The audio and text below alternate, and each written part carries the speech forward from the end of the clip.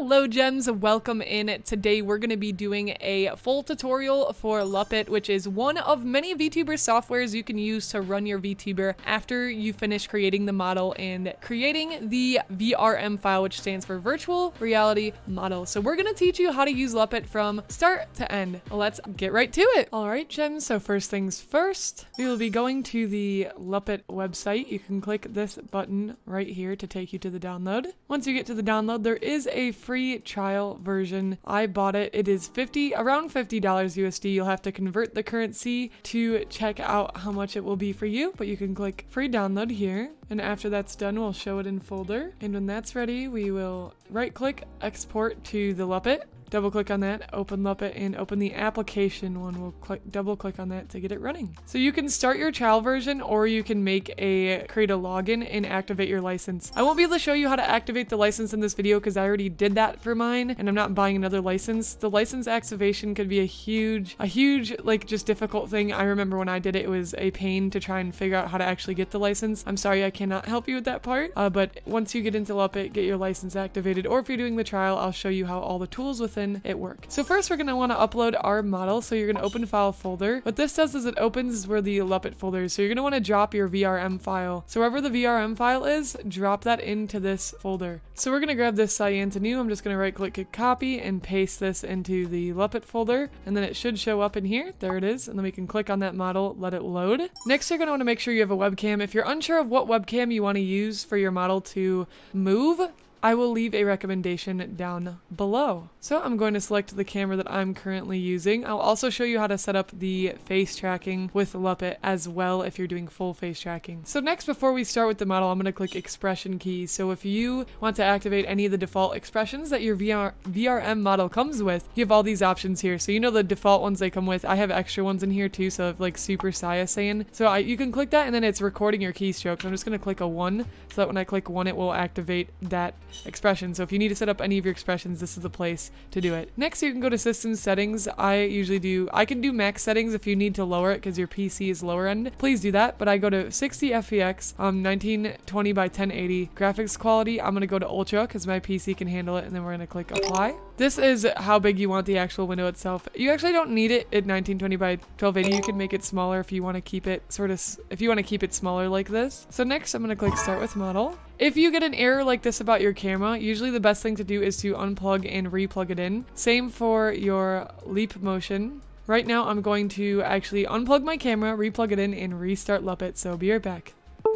So now my model should be moving. You can see in the bottom left down here that my model is moving. If you need this to be bigger, once you start streaming, you can click escape to make it bigger. I'm clicking escape to get in and then escape to get out. So this is how to make it bigger or smaller. So first thing is the background. Usually a green screen is pretty good because that's what we'll end up cutting out once we put our VTuber into our streaming software. You can save these settings. If you have a green on your avatar, you might want to use like a red background or a magenta background or blue, whatever color is not on your avatar, I would use that one, and you can reset it back to the green if you need to as well. So next we're going to go to brightness. This is just internal lighting settings for your model. This is another thing where if you get settings you like, you can save them and then load them back in later. I would recommend changing this to fit well with whatever game you are playing. If you're playing like a horror game, you may want darker aesthetic or darker lighting so your character fits on, so your VTuber fits on the screen. Because if they're super bright and it has a really dark background, it could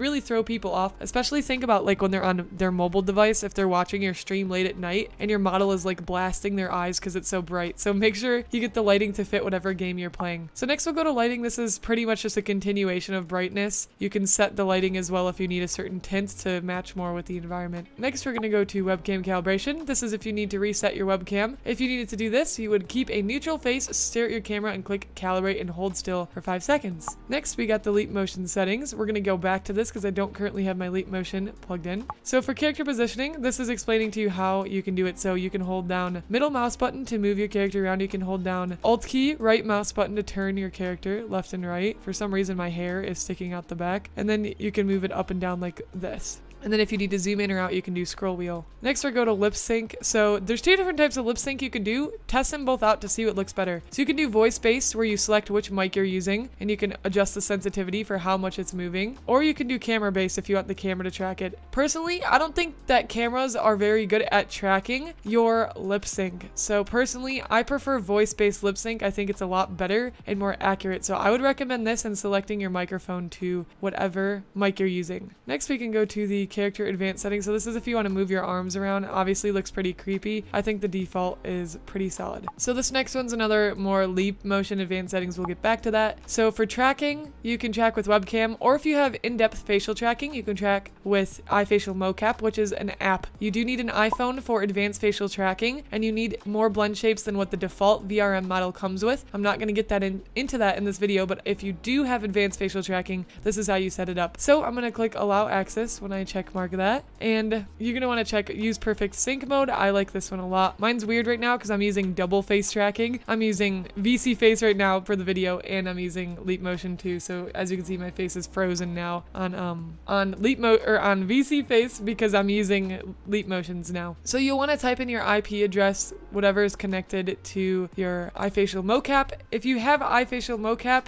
what you do is you tap the screen. I don't have a visual up here for you, but you tap the screen and there should be a settings icon, like a little gear in the upper right. And once you click on that, you'll see a section that says destination IP address, and it should say what your IP address is there, and you'll want to type the same thing here into Luppet, and then you'll click link, and they should link up to each other, and then you should have your full facial tracking working. Again, you have to make sure you have all this, your model prepared and set up for this, and default VR models do not come with advanced facial tracking. If you need to go back to the character selection screen, you can click this, but next let's learn how to set up leap motion in Luppet. Alright, so once you are ready to set up your leap motion, make sure it's plugged in. Make sure you open this little button down here to see that everything is working. This is the new Ultra Leap tracking control panel. It's different than from my old video, which is where you can learn how to set up leap motion if you don't, or if you haven't set it up already. Alright, so we can see that it's working. We can check that it's working as well by opening the visualizer and like checking to see. So you can see my hands right here. This is really creepy actually.